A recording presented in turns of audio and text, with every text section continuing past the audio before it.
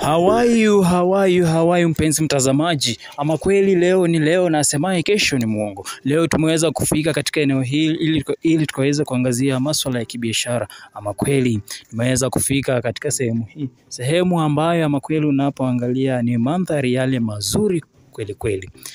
Na ninapo papasa macho yangu naona wafanyabiashara kadha wa kadha wakizunguka katika eneo hili. Lakini leo hii tutaweza kuwa na mazungumzo naye mmoja ili akaweze kutuelimisha kuhusiana na biashara. Je, ni jinsi gani ambayo mtu anaweza kuanzisha biashara? Na je, ni jinsi gani ambayo mtu anaweza kuendeleza biashara zake? Na je, ni challenges zipi ambazo wafanyabiashara wengi huzipitia? Na ni jinsi gani ambazo wao huweza kukabiliana nazo? Na je, ni kwa nini wafanyabiashara wao huweza kubehave the way they always behave? Basi leo ni leo tutaweza kukutana na mwenzetu hapa ili akaweze kutupa mafunzo kadha wa kadha. Ama kweli utamu wa njugu ni kula moja moja, nao utamu wa nyama ni kutafuna kwa meno bali si kwa maneno. Basi mwenzetu yuko hapa akaweze kujiunga nasi ili tukaweze kuwa na mazungumzo haya. Hujambo dada? Jambo. Karibu sana kwenye show yetu ya Mr. Church. Kwa majina unaitwa nani? Kwa majina naitwa Vides Karena. Naam. Ya mimi nafanya biashara kama ulivyoona. Naam. Mimi nauza socks. Ama kweli unafanya biashara zingine ambazo ni nzuri kweli. Asante. Naam. Sasa hebu nikuulize, mtu akitaka kuanzisha biashara za kuuza hizi bidhaa zako ambazo ni socks, mtu atahitaji ujuzi gani ama atahitaji nini ili akaweza kuanzisha biashara kama hizi? Biashara kama hizi si ni socks by the way. So just skills. Just skills on how to deal with your customers. Hivyo tu. Unaweza tupa hizo skills zako tuone vile tunaweza deal na customers iwapo tutaanzisha biashara kama hizi? Kama communication skills. Hiyo ndo key factor by the way. Communication skills. Yeah. Na hebu nikuulize, unajua mtu akinapoanza biashara, yes, kuna vitu ambavyo yeye maybe amevizingatia. Kwa mfano, ni kitu kipi kilicho kumotivate wewe kuamua kuanzisha biashara aina hii? By then nilikuwa tu nakaa na nategemea nategemea marafiki, nategemea wazazi, at least wanitumie ka 10 bob ndo nitumie, but nikaona guy hii business idea ikakam kwa mind yangu. Nikaona wanafunzi wanahitaji socks. By the way ni yenye kila mtu anahitaji. So nikaona naweza uza socks. Yeah, na pia haikuhitaji that capital mingi yenye inge-stress akili. Yeah. Na hebu nikuulize, iwapo mtu yeyote anahitaji kufungua biashara kama hizi zako, ni mbinu gani ambazo tuseme wewe ulitumia, ama ni ulitoa wapi hela za kuanzisha biashara kama hizi? Kwa maana katika kuanzisha biashara, unapohitaji capital, we have various sources of capital. Like for example, when somebody wants to start a business, he or she is supposed to have to visit financial institutions like a bank, so that he or she can borrow some money to start a business. Ama somebody can inherit a business from a relative or one of their family members. Or somebody can just sell something to start a business. Even wababas can spoil us. Or even wababas. That's true. So how did you ulianza aje ndo kaamua ukapata hela za kuanzisha biashara aina hizi? I saved. You saved. Yeah, I started, I told you from the start, it's just a small scale. So I saved. You saved. Yeah, I saved from just my sources. Then I bring out something small. Then I started the business. So ile yenye ulikuwa na save ilikuwa inatoka wapi? Labda nimekomba kama rafiki 20 bob. So mbona hiyo 20 bob naweza fikiria acha niweke 10 bob kando itanisaidia. That's when I found myself nimesave kitu na nikaanza busy. Yeah. Hiyo nayo ni nzuri kweli kabisa. Hiyo ni nzuri kabisa. Yeah. Sasa unaweza save kwa muda gani? Actually, mimi naweza sema like niko na ile app una save for a year. App. Sitasema hiyo app, I can't advertise that app for now, but nilikuwa natumia app fulani. So una save huko, hata nilikuwa nimesahau pin, nikaenda tu nika reset pin tena. Juu nilitaka kusave, si kutaka withdraw hiyo pesa, juu nilikuwa na itagetia kitu. Yeah. Hiyo ni kweli nzuri sana. Yeah. Sasa hebu nikuulize, maybe hii biashara inalipa ama ni ya kubahatisha tu?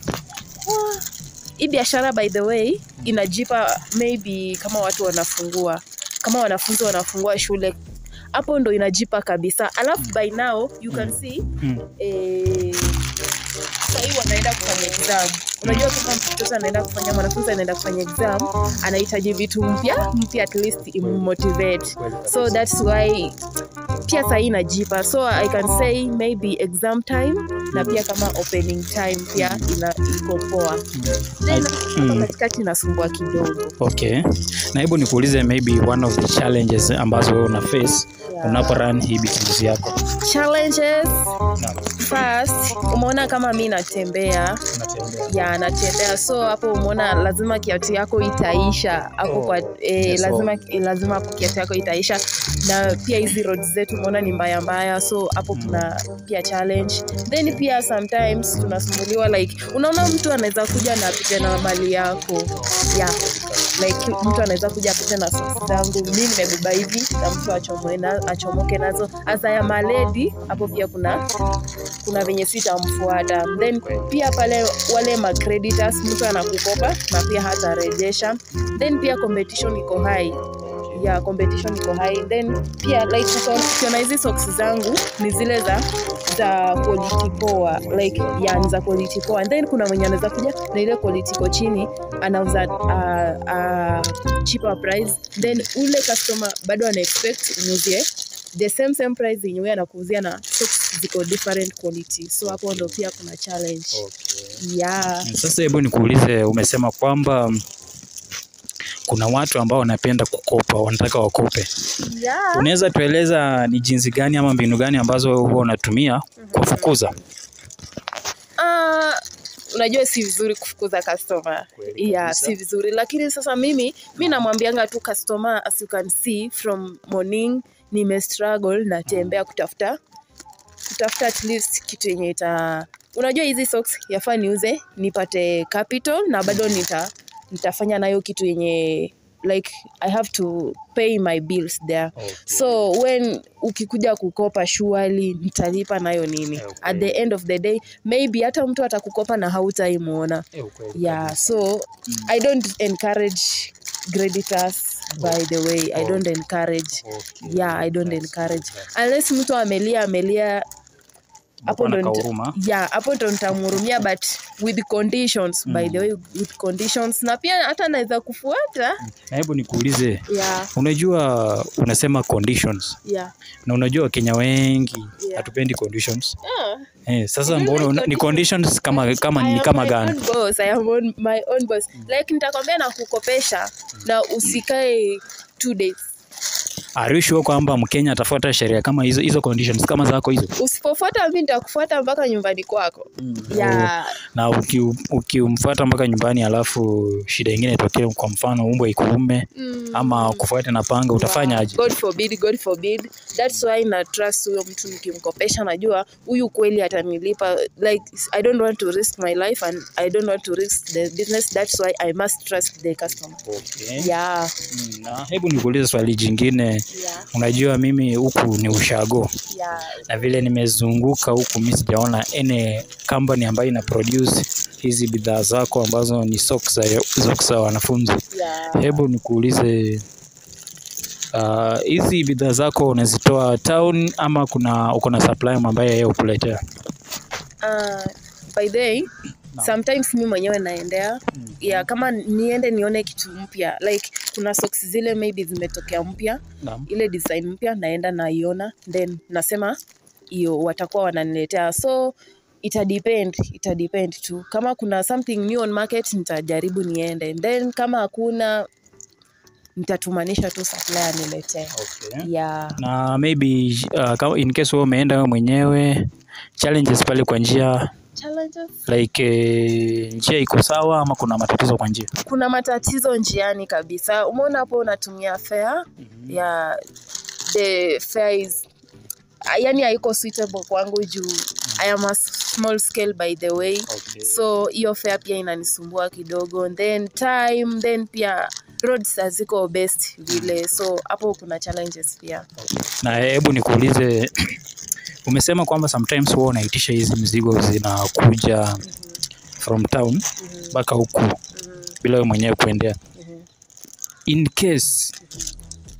case tuseme ikwe bahati mbaya, ule mzigo wako uibiwe ama ukwe na road accident, na ile gari ambayo inasafirisha hiyo mizigo tuseme hizo bidhaa ziharibike na sipotee hivyo hivyo, how will you deal with that? As a business person, as an entrepreneurship, you need to accept everything. Yafaa ujue kuna profit na loss. So kama ni loss nitakubali, lakini nitakuwa nimeumizwa sana. Yeah, lakini nitakubali. I will start again. I will not give up, and I will tell anyone outside there, don't give up. Okay. Hebu songa karibu huko. Hebu nikuulize mwenzangu, na hizi biashara zako unalipia